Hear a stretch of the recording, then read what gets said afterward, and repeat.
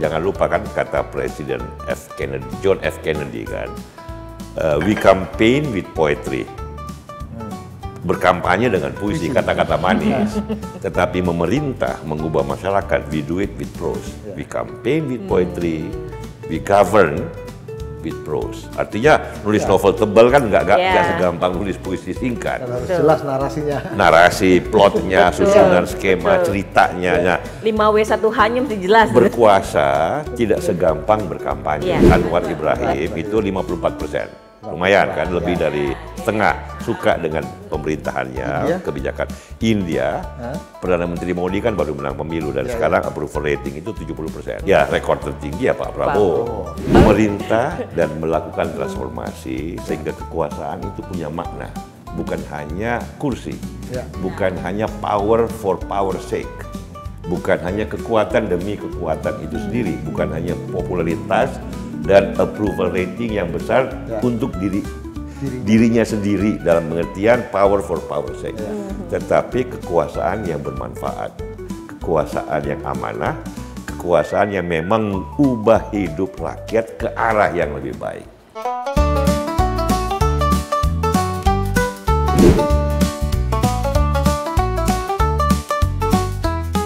Baru udah officially Donald Trump udah dilantik.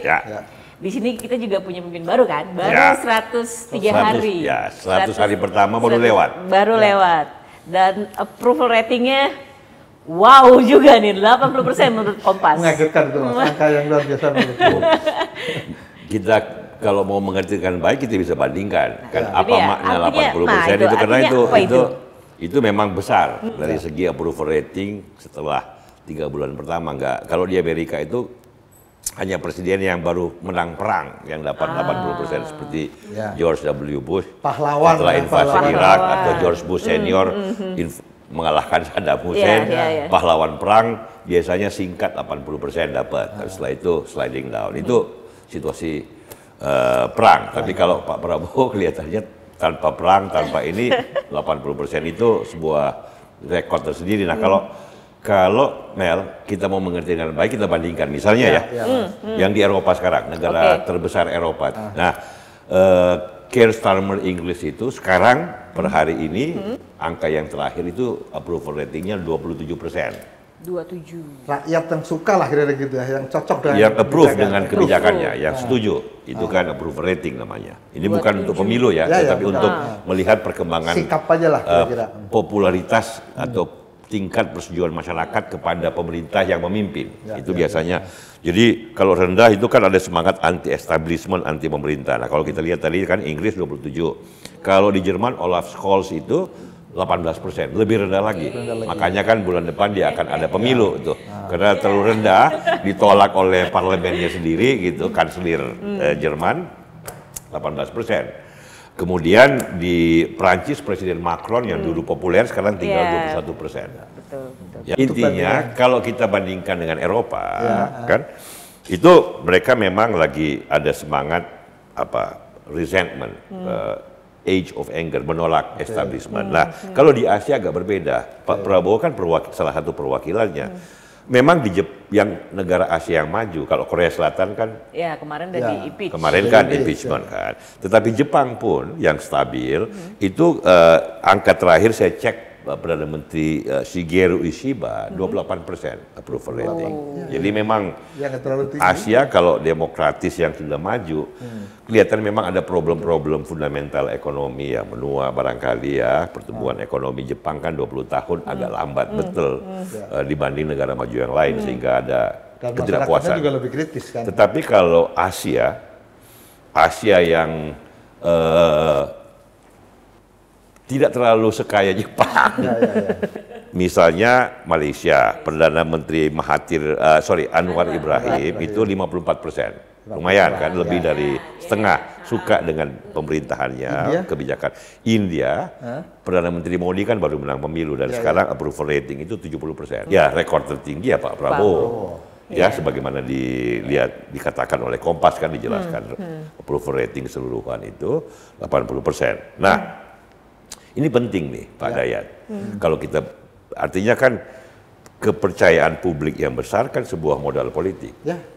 Kan kalau untuk melakukan rencana besar pemerintahan, tanpa dukungan, transformasi besar, kan jangan lupa kan kata Presiden John F. Kennedy kan, we campaign with poetry. Berkampanye dengan puisi, kata-kata manis.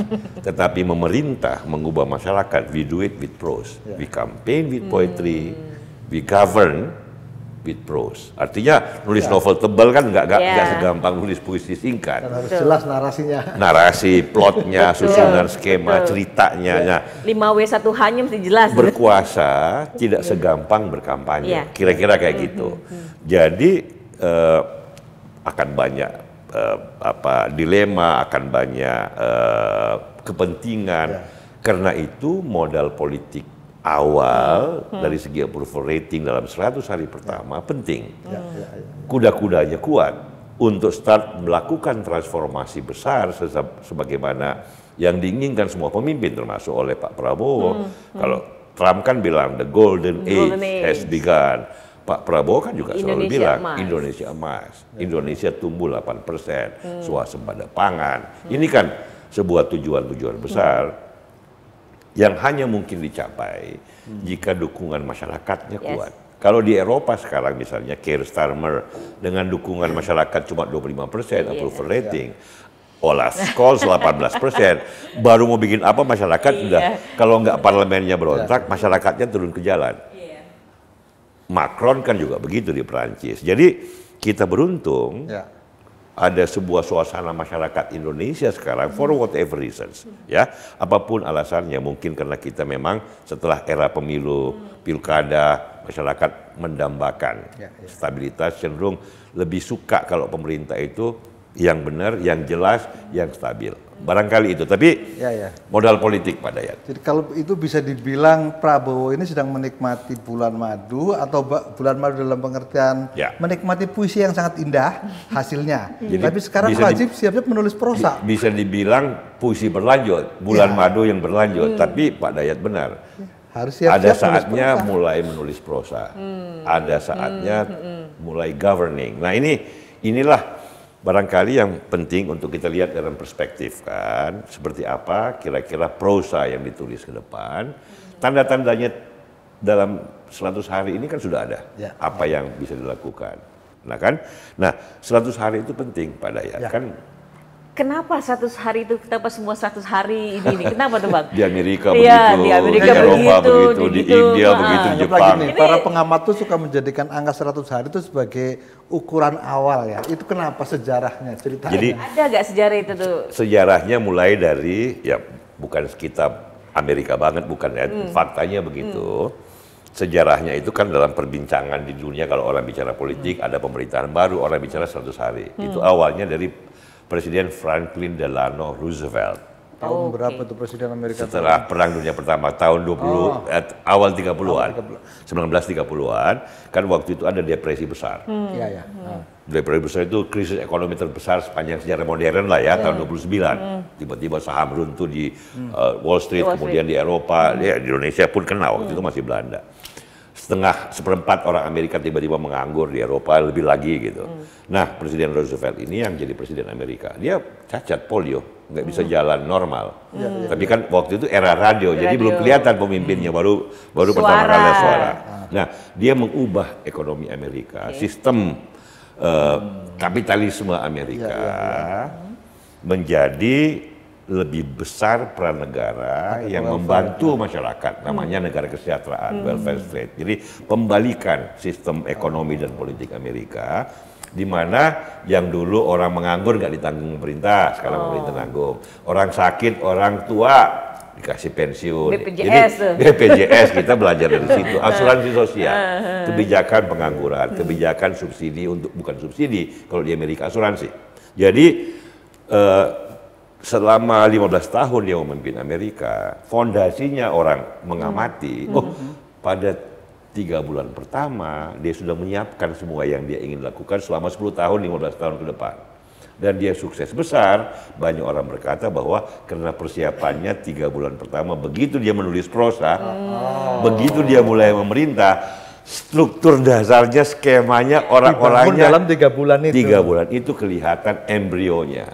Karena itulah setiap kali sekarang orang bicara pemerintahan baru, termasuk Pak Donald Trump, Pak Prabowo, hari pertama, orang selalu bilang, what is going to happen in the first 100 days. Selain memang enak mengucapkan kan Pak, 100 hari pertama. Dan orang bilang untuk memerintah mungkin kan Pak Prabowo 5 tahun atau 10 tahun. Tetapi selama 10 tahun berhasil apa enggak, lihat apa yang dilakukan 100 hari pertama. Udah mulai kelihatan enggak embrio keberhasilan gitu loh. Itulah yang masyarakat katakan. Itu kan 100 hari pertama. vote-nya adalah 80% mengatakan bagus nih, approve, setuju. Gitu loh kira-kira. Lanjut. Itu berarti bulan madu belum berakhir. Kan biasanya orang bilang 100 hari pertama, the first 100 day is the honeymoon. Ya kan? Nah ini ternyata berlanjut. Nah kita lihat bagaimana ke depan. Kira-kira gitu Bu Amel. Ini Trump justru 2 hari dia udah bikin gebrakan tuh ya. Ya sebelum Prabowo sebagai contoh itu bagus tuh. Betapa pentingnya 100 hari pertama kan Pak Dayat. Mel. Kan kalau kita lihat Donald Trump kemarin hari pertama kan langsung sign beberapa executive order.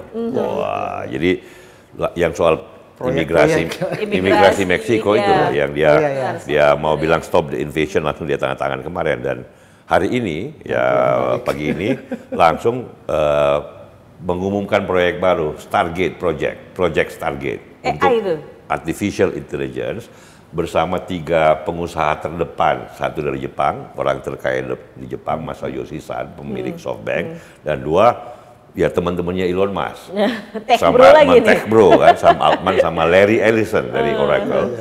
Dia mengumumkan bahwa this is a project $500 miliar, 7.500 triliun, 2 kali lipat APBN kita lebih kan, APBN kita 3.000 sekian kan. Jadi hari kedua, nah itu kan menggambarkan betapa pentingnya kuda-kuda pertama, 100 hari pertama. Dia baru 2 hari dia gaspol kan kelihatan, ya gaspol. Nah untuk menyusun fondasi 5 tahun ke depan kan, setelah itu prosesnya kan kelangkah. 4 tahun ke depan. Itu 100 hari itu nanti bisa nyaingin Prabowo tuh approvalnya itu. Ya kita lihat kan baru 2 hari belum ada survei.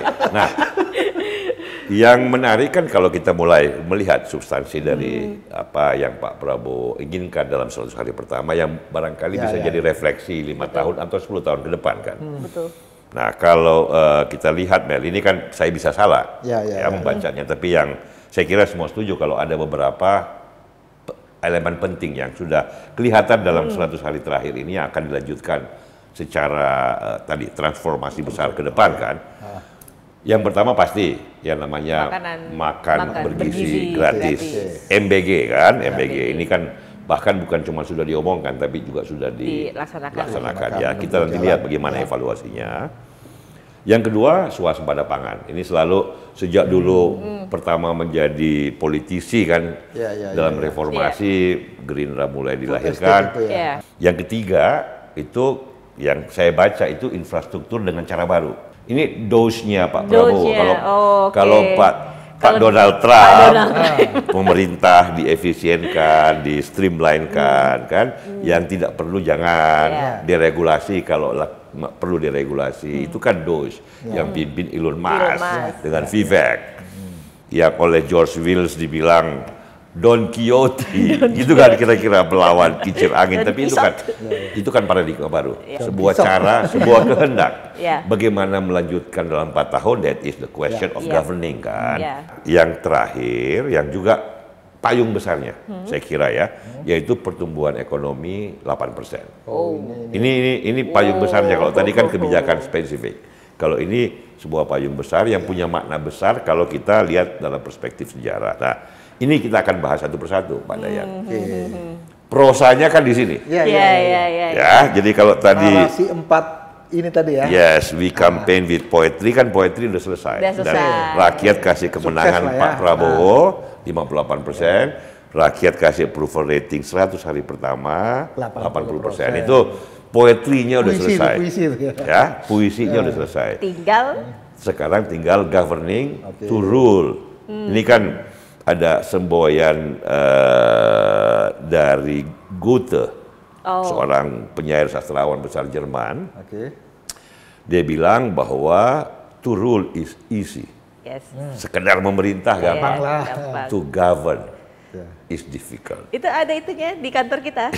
Ya ada posternya. Ada poster ya. Ada posternya. Di perpustakaan apa di sini dong. Memerintah dan melakukan transformasi sehingga kekuasaan itu punya makna, bukan hanya kursi, bukan hanya power for power sake, bukan hanya kekuatan demi kekuatan itu sendiri, bukan hanya popularitas dan approval rating yang besar untuk dirinya sendiri dalam pengertian power for power sake, tetapi kekuasaan yang bermanfaat, kekuasaan yang amanah, kekuasaan yang memang mengubah hidup rakyat ke arah yang lebih baik.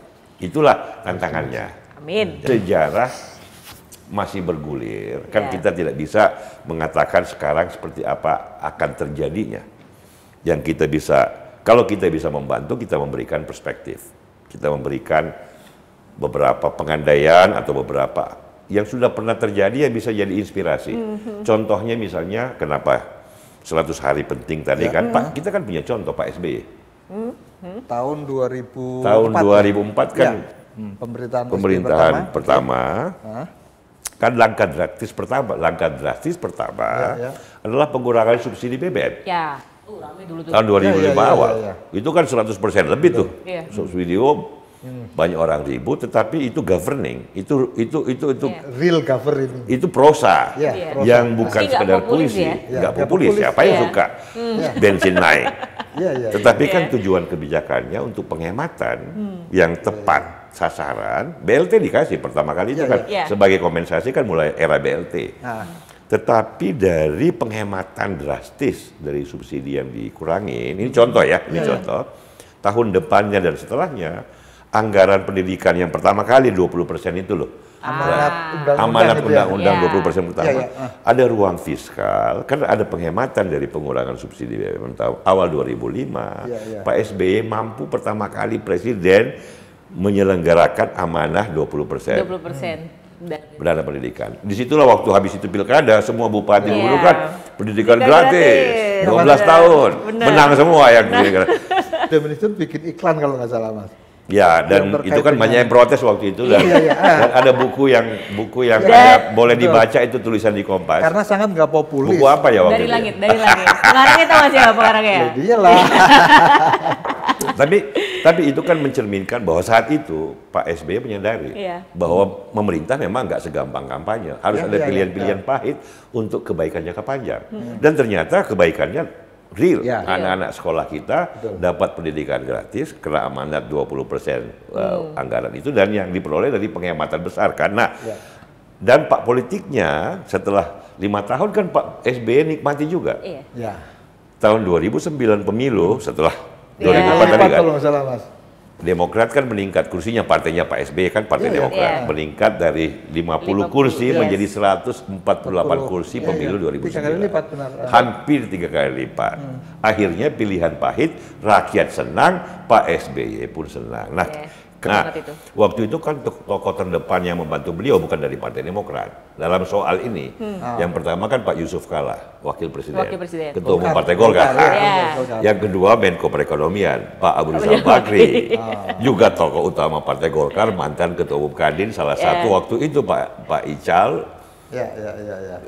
Perusahaannya terkaya di Indonesia, kumpulan itu kan masuk majalah Forbes. Jadi dan beliau waktu itu kan dengan penuh kesadaran dan semangat, kita di Freedom Institute kan juga ikut membantu meramaikan dalam bentuk dukungan-dukungan intelektual publik terhadap kebijakan yang memang sudah sangat perlu, tidak populis, tapi kan karena awal kan jadi ada ruangnya untuk melakukan itu.